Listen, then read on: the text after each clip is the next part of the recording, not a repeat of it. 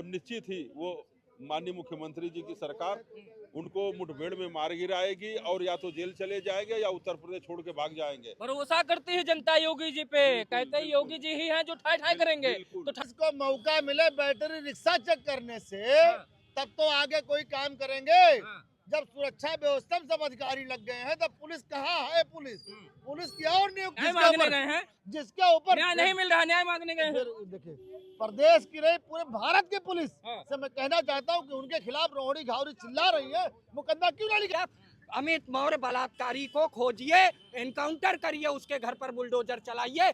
14 वर्षीय बेटी को न्याय चाहिए, उस बहन को न्याय मिलना चाहिए। ये जो मेरठ और कानपुर में हुआ है, इन लोगों को सजा जरूर होगी, इन पे बुलडोजर भी चलेगा। और हमारी सरकार में न्याय ना हो ऐसा हो ही नहीं सकता। हमारे सरकार के मुख्यमंत्री जी इनका इनकाउंटर करेंगे, केवल ये चिन्हित हो जाए। और ये बात तो सही है, कैसे देख रहे हैं ऐसी सब घटनाओं का? ये कब ठाई ठाई होगा?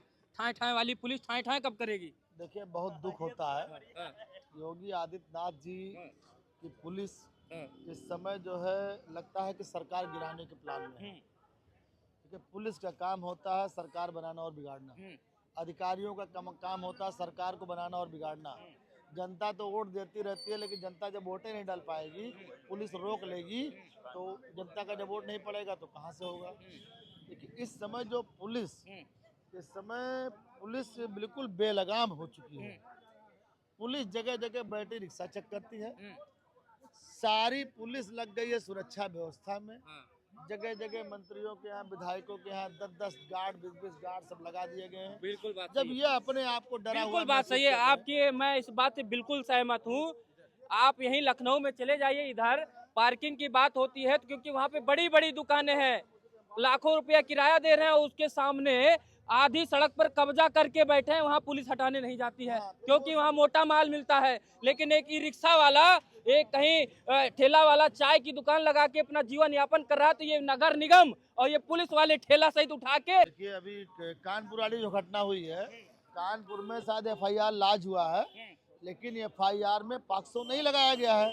पुलिस को पॉक्सो लगाना चाहिए। क्यों नहीं लगाया? वो नाबालिग लड़की थी, पास को क्यों नहीं लगा उधर? ठीक है, बालिग और नाबालिग तो बाद में सिद्ध होगा। कौन सा बहुत बड़ी बात है, उसको काट देते बाद में। अगर उम्र सिद्ध हो जाता है, नाबालिग सिद्ध होती है तो पॉक्सो रहने दे, अगर नाबालिग सिद्ध नहीं होती तो हटा दे। अभी देखिए, घटना हुई है भाई, मेरठ वाली जो घटना है उसमें पुलिस का कोई रोल नहीं है।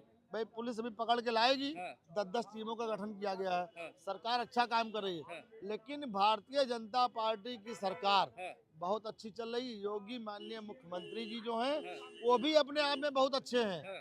जब वो संज्ञान लेते हैं किसी मामले का तो उस पर एकाएक कार्रवाई होती है। संज्ञान में तो आ ही गया होगा, आ गया होगा। लेकिन अभी वो जब पकड़ा गया है, एक यादव पकड़ा गया है वहाँ पे, एक यादव और एक गौरिया, कानपुर में और यादव के जब घर बुलडोजर चलेगा तो यही समाजवादी पार्टी वाले चिल्लाने लगेंगे। वही तो दर्शकों मैं पूछ रहा हूँ इन समाजवादी पार्टी के लोगों से, आप तो वहाँ चले गए क्योंकि आपने संख्या आधार तय कर लिया कि उत्तर प्रदेश में दलित सबसे ज्यादा हैं, तो वहाँ जाएंगे, अतुल प्रधान गए तो हमको वोट बैंक साध लेंगे। कानपुर में भी तो नाबालिग लड़की थी, वहाँ पर क्यों नहीं गए? ये भी तो राजनीति, कहीं न कहीं विपक्ष भी तो राजनीति कर रहा है, सरकार के कामों में सहयोग नहीं कर रहा है। आपको लग रहा है क्या ये लोग संख्या बल देख के जाते हैं क्या न्याय मांगने? आपको लगता है कानपुर में भी तो नाबालिग लड़की थी, यहाँ क्यों नहीं गए?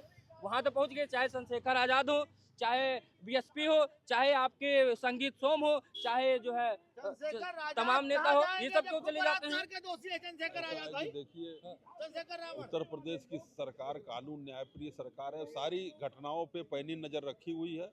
और कोई भी अपराधी अगर अपराध करके वो भाग रहा है, चाहे कानून से दूर है, तो ये मत सोचे कि वो कानून के रडार से दूर है, चाहे अब दूर है, वो निश्चित ही वो माननीय मुख्यमंत्री जी की सरकार उनको मुठभेड़ में मार गिराएगी और या तो जेल चले जाएंगे या उत्तर प्रदेश छोड़ के भाग जाएंगे। भरोसा करती है जनता योगी जी पे, कहते हैं योगी जी ही हैं जो ठाई ठाई करेंगे, तो ठाई ठाई का इंतजार कर रही है। बिल्कुल, देखिए, ये छोटे मोटे अपराधी हैं, ये बलात्कारी हैं, चोर 420 गुंडा, ये मर्डरिस्ट, अपराधी, माफिया, ये बचेंगे नहीं माननीय मुख्यमंत्री जी। ऐसे हैं, आपने देखा हो कि बड़े से बड़े माफियाओं को माननीय मुख्यमंत्री जी ने मिट्टी में मिलाया, जो विधायकों को दिन दहाड़े और रोड पर और जो है कि दौड़ा के गोली मारते थे, गाड़ियों में असले लगा के चलते थे, और जब उनकी गाड़ियों काफिला निकलता था तो आम नागरिकों का, आप लोगों का गाड़ियां एक तरफ साइड करके रोक दी जाती थी। इस तरह से हालात उत्तर प्रदेश में बने थे, लेकिन माननीय मुख्यमंत्री जी ने उसको सुधारा और कानून व्यवस्था को पटरी पे लाया। बाकी मेरठ की घटना हो, कानपुर की घटना हो, जो भी घटना है, इसमें बहुत जल्दी माननीय मुख्यमंत्री जी जो भी दोषी होगा उसको कठोर सजा देंगे और उस पर कड़ी कार्रवाई होगी। कार्रवाई। दर्शकों, एक चीज मैं कहूंगा, कहीं ना कहीं गड़बड़ियां तो प्रशासन से तो हो ही रही है। सुप्रीम कोर्ट का आदेश है कि गाड़ियों में काले शीशे नहीं लगाना है, एक विजिबिलिटी तय की गई है। लेकिन आज आप देख रही है, चाहे लखनऊ में चले जाइए, अभी भी एक वीडियो आया है, गाड़ी पे स्कॉर्पियो पे नंबर नहीं है, काले शीशे से लैस है और कैसे लड़की का अपहरण करके लेके भागता है। हमारे उत्तर प्रदेश की पुलिस कर क्या रही है कि सुप्रीम कोर्ट की गाइडलाइन को भी तोड़ रही है। सुप्रीम कोर्ट की गाइडलाइन है कि काले शीशे लगाना मना है, लेकिन कितनी आप, अभी मैं कैमरामैन से कहूँ साथ में दिखाना शुरू कर दूं यहाँ से लेके वहां तक, तो लगभग 70% गाड़ियों में जो कि या तो पास लगा होगा किसी न किसी माननीय का, और बड़े बड़े काले शीशों से रंगी पड़ी है। तब काहे नहीं अपराध होगा, काहे नहीं अपराध होगा? जब पुलिस को मौका मिले बैटरी रिक्शा चेक करने से, तब तो आगे कोई काम करेंगे। जब सुरक्षा व्यवस्था में सब अधिकारी लग गए हैं, तब पुलिस कहाँ है? पुलिस की और नियुक्ति करिए, नहीं तो ऐसा चलता रहेगा और ये लोग सरकार गिरा देंगे। योगी आदित्यनाथ जी, आपको हटाने का पूरा प्लान चल रहा है। सही कर रहे हैं, पुलिस वाले पूरा मतलब, और चंद्रशेखर रावण वहाँ जाने को तैयार है। गए हैं, सॉरी माफ करिएगा, माननीय है, गए हैं, कूद काट के गए हैं। अरे वो खुद बलात्कारी है, वो खुद बलात्कारी है, तो बलात्कार वाले मामले में या मर्डर वाले मामले में वो क्या मदद करने जाएगा किसी की? न्याय मांगने गए हैं, जिसके ऊपर न्याय नहीं मिल रहा, न्याय मांगने गए हैं। देखिए, प्रदेश की रही पूरे भारत की पुलिस से मैं कहना चाहता हूँ कि उनके खिलाफ रोहड़ी घावरी चिल्ला रही है। मुकदमा क्यों नहीं लिखा गया आज तक? मुकदमा लिखिए। सरकार क्यों नहीं लिखवा रही है? उत्तर प्रदेश के सांसद है, नगीना से सांसद है, सरकार क्या कर रही, क्यों नहीं मुकदमा लिखाई? कहीं सरकार में कमियां हैं। पुलिस बिल्कुल जो है बेलगाम हो चुकी है, और पुलिस जिस हिसाब से काम कर रही, उस हिसाब से लगता है कि हम लोगों ने जो 22 में वोट दे करके सरकार बनाई थी, 27 में हम लोग फिर वोट देंगे, लेकिन सरकार नहीं बना पाएंगे। ब्राह्मण नाराज है तो लाएंगे किसको? दलित नाराज है, किसको लाएंगे? ओबीसी नाराज है। वोट नहीं देंगे तो लाएंगे किसको? कहाँ चले? हम लोग तो वोट दे देंगे ना, तो पीएम है ना। जो लोग पीड़ित हो रहे हैं, जो लोग पीड़ित हो रहे हैं, कहाँ जाएंगे? अभी एक पीड़ित वहाँ चिल्ला रहा था कि 17 में मैंने 17 से मैं योगी जी का भक्त हूँ, 17 से मैं योगी जी का भक्त हूँ, लेकिन मैं ही चक्कर काट रहा हूँ। जब आपके भक्त लोग, आपकी पार्टी के नेता लोग अगर दौड़ते रहेंगे और कार्यकर्ता बन के दौड़ते रहेंगे, कैसे काम होगा? सेलेक्टिव राजनीति हो रही है क्या आपको लग रहा है? आजादी के दीवानों के पद पर चलने वाले हैं, लॉर्ड थॉमस मैकाले का कानून बदलने वाले हैं।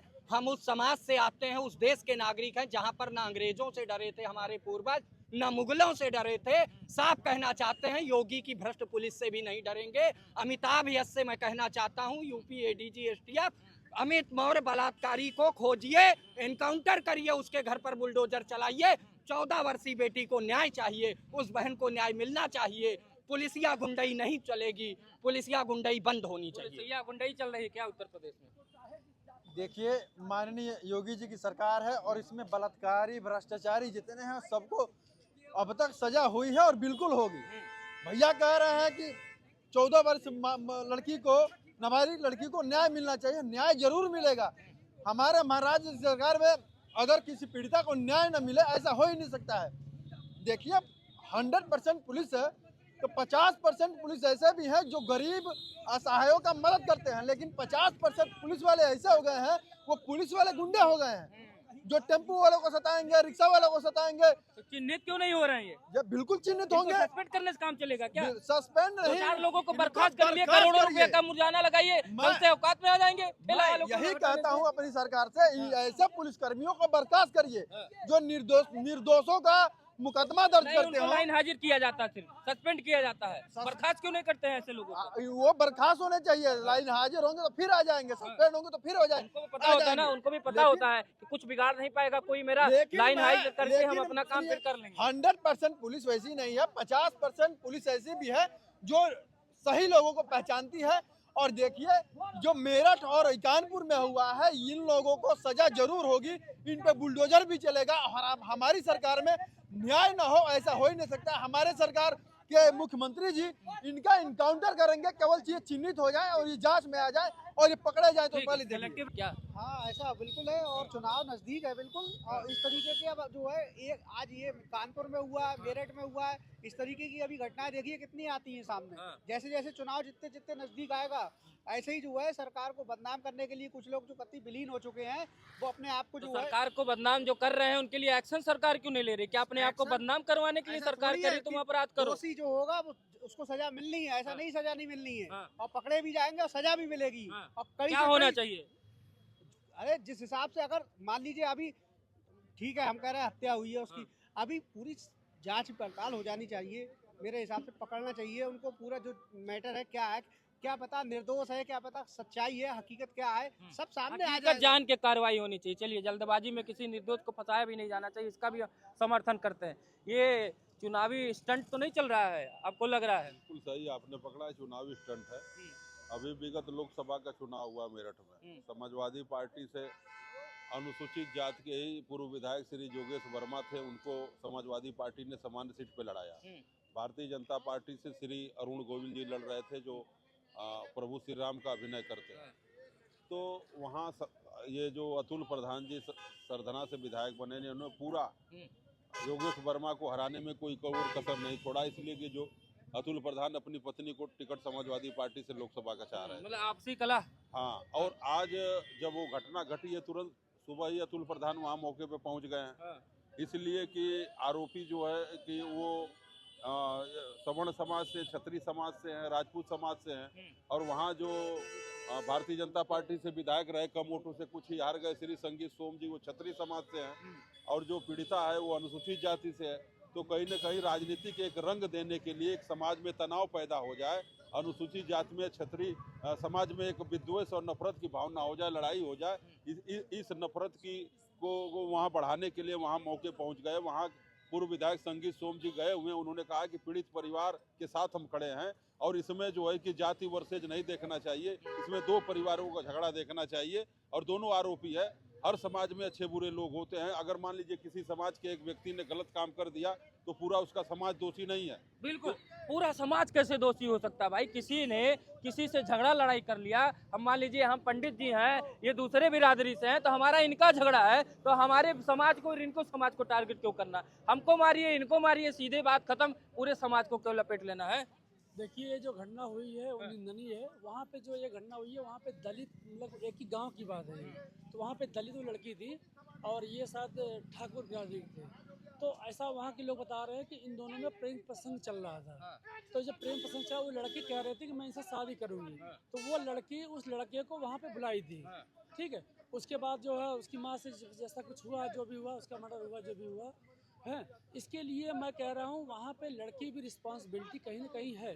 लेकिन वहाँ पे जो राजनीतिक परिदृश्य वहाँ पे हुआ जा रहा है, जो राजनीतिक हो रही है वहाँ वही बिना जांच पड़ताल के कैसे आप 2 साल बिना जांच पड़ताल के जाके वहाँ पे राजनीतिक स्टंट करना कहाँ तक ठीक है? कानपुर क्यों नहीं आए समाजवादी पार्टी? चंद्रशेखर रावण कानपुर क्यों नहीं आए? मायावती ने कानपुर पे क्यों नहीं ट्वीट किया? संगीत सोम जैसे भारतीय जनता पार्टी के विधायक कानपुर में क्यों नहीं बैठे?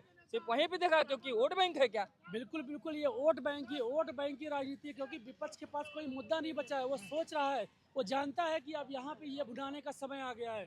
यहाँ पे किसी तरह किसी एक जो है विशेष आदमी को टारगेट किया जाए, जिससे जो है हमारा जो फायदा हो, यही चल रहा है, और इसके अलावा कोई उसमें वो नहीं है। चल बुलडोजर, यही मांग कर रहे हैं कि भाई चल जा बुलडोजर। अब ऐसा चलना कि जो राजनीतिक स्टंट करने वाले भी हैं, ऐसे लोगों के ऊपर भी चलना चाहिए जो अनावश्यक समाजों में विभेद पैदा करते। भाई किसी के साथ अन्याय हो रहा है तो इनकाउंटर, पुलिसिया कार्रवाई, संवैधानिक कार्रवाई जो भी बनता है वो सरकार करे, और न्यायिक रूप से करे, निष्पक्ष होकर करे, और जो दोषी है उसके खिलाफ सख्त कार्रवाई करे। लेकिन जो राजनीतिक स्टंट ऐसे करने वाले लोग हैं, ऐसे लोग, ऐसी पार्टियों के ऊपर भी कार्रवाई होनी चाहिए जो बिना जान समझे जाकर वहां पर दोनों जात और बिरादर के लोगों में तनाव पैदा करते हैं और स्थितियां गड़बड़ा, क्योंकि कल को उन्हीं सबको एक साथ रहना है, और ये अपने राजनीतिक स्टंट करके वहां से चले आएंगे। 27 का चुनाव लड़ेंगे, हारेंगे तो मुंह काला करके घर में बैठ जाएंगे, जीतेंगे तो मानेंगे हो ही गए। इसी के साथ इस वीडियो को समाप्त करते हैं। नमस्कार।